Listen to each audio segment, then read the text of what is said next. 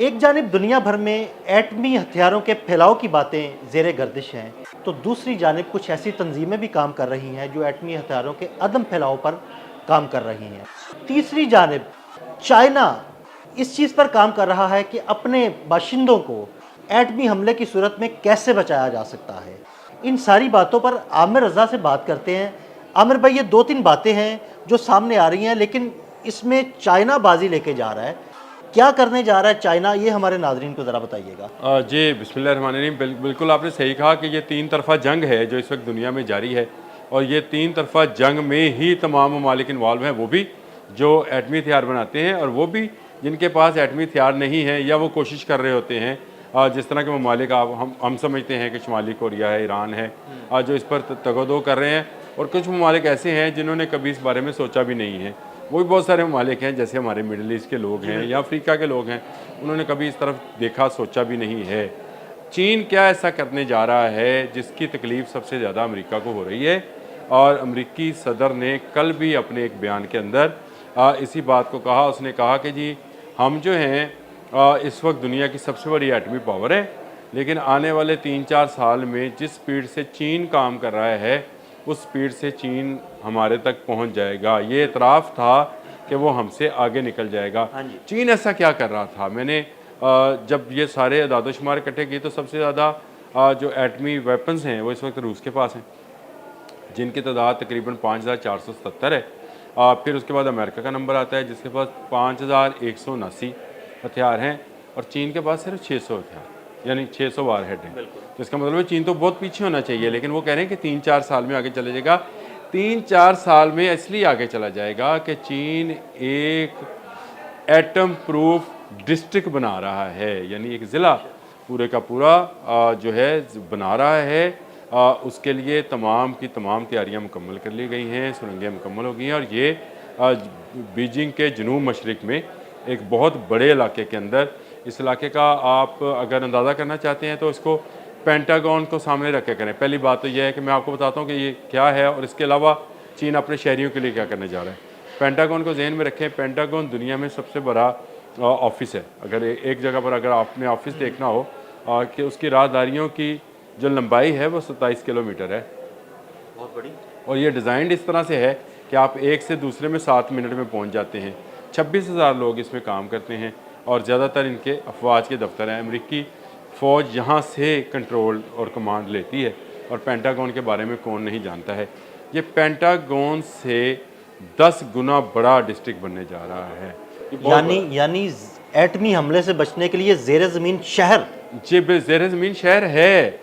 ये मैंने अगर डिस्ट्रिक्ट कह रहा हूँ तो इसका मतलब एक ज़िला है पूरे का पूरा, जो कि ज़ेर ज़मीन बन रहा है, और इसके अंदर तमाम वो फैसिलिटीज़ जो एक मुतहर्रिक फ़ौज को चाहिए होंगी वो मुहैया की जाएंगी। यानी इनके लिए पानी जो है वो कैसे मुहैया होगा, इनकी ऑक्सीजन एटमी हमले की सूरत में कैसे वहाँ पे खुद क्रिएट की बनेगी। यानी ये ऑक्सीजन बाहर से लेने की ज़रूरत नहीं है, बाहर से लेंगे तो तापकारी आएगी ना उसमें।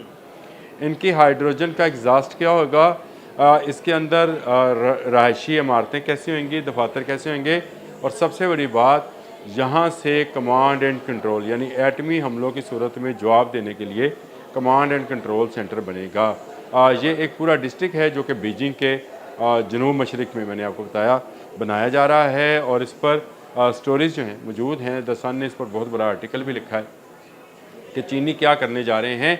ये वो पैनिक है जो अमेरिकन को तंग कर रहा है। अमेरिका के अंदर भी ऐसी जगह मौजूद हैं, लेकिन वो बहुत छोटे पैमाने पे हैं। मुझे याद है हमारे एक आला अफसर थे, उनसे मुलाकात हुई तो उन्होंने कहा कि मैंने अमेरिका का एक ऐसा बंकर देखा है जो कि स्प्रिंग्स के ऊपर था। तो मैंने उनसे पूछा था तो उन्होंने कहा था कि ये एटमी हमलों से बचाव के लिए है, ताकि वो जो थ्रैश है ये बिल्डिंग कंट्रोल कर ले।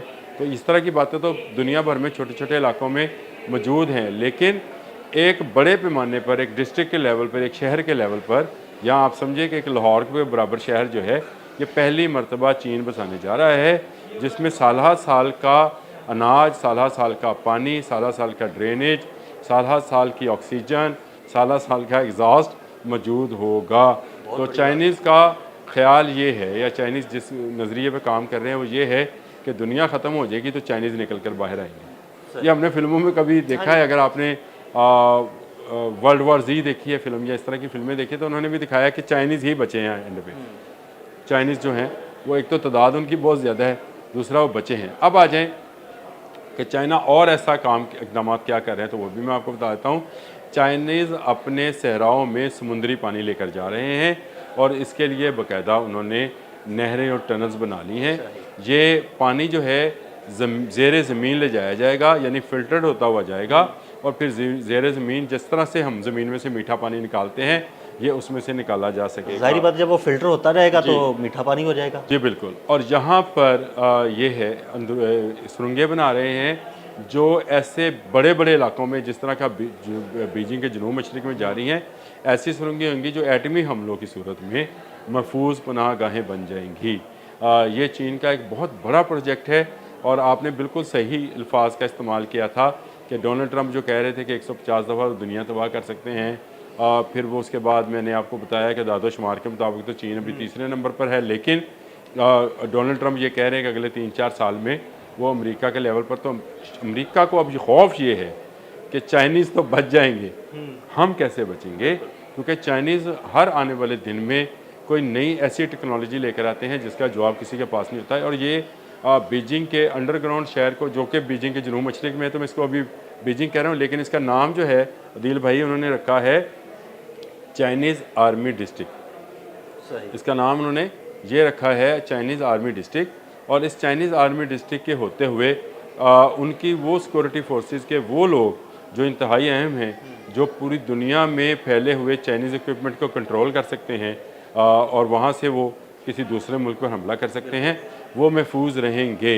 ये एक बड़ा थ्रेट होता है दूसरे मुल्क के लिए कि अगर मैं वहाँ पे हमला करूँ, मैं ये समझूँ कि मैंने सबको मार दिया, तो ये मेरी अगर ये साबित कर दिया जाए कि ये गलत फहमी है, सब नहीं मरेंगे बल्कि अब तुम मरोगे, यानी पलट कर वार होगा।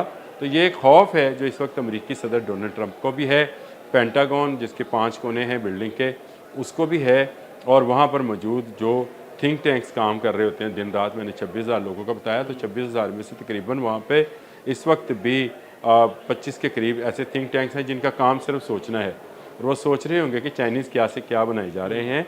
चाइना ने ना सिर्फ एटमी असले में तरक्की और तरवीज की है, यानी ऐसे मिसाइल्स और ऐसे वॉर हेड्स बनाए हैं जो हालात से भी गिराए जा सकते हैं, बल्कि उसने अपने लोगों को महफूज बनाने के लिए भी अमल दरामद शुरू कर दिया है। काम का आगाज़ हो गया है और बीजिंग के शहर का नक्शा जो है वो भी आ गया है जो जनूब मशरिक में वाक़ है। और वहाँ का क्या सहूलतें होंगी वो मैंने आपको बता दिया कि वहाँ वो तमाम सहूलतें जो इस वक्त भी किसी शहर में मौजूद हैं, अगर आप इसकी मिसाल देना चाहते हैं तो कराची, लाहौर, इस्लामाबाद से दे सकते हैं कि जिस तरह से तफरीह गाहें हैं, हॉस्पिटल्स हैं, स्कूल्स हैं, यूनिवर्सिटीज़ हैं, उस्ताज़ा हैं, फिर काम करने वाले लोग हैं, फिर कमांड एंड कंट्रोल सेंटर एक एरिया जो है वो फ़ौज के लिए मुख्तस है।